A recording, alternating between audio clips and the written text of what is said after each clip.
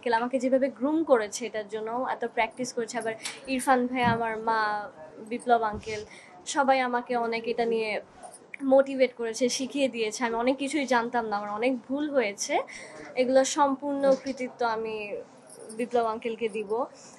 ইরফান ভাইয়া, ভাইয়ার জন্য আসলে আমি এটা আরো কমফোর্টেবলি করতে পেরেছি, কারণ ভাইয়ার জায়গায় যদি অন্য কেউ হতো, আমি আমি জানি না আমি এত ভালোভাবে এটাকে করতে পারতাম নাকি। কারণ আলী রোশনি এটা ক্যামেরাতে যেভাবে দেখছি, ওটার বাইরেও ভাই আমার সাথে আসলে ওভাবেই হয়ে গেছে। আমরা আসলে আলী রোশনি হয়ে গেছে, আমাদের বন্ডটা এত ভালো, এটা আসলে ভাইয়াই করেছে।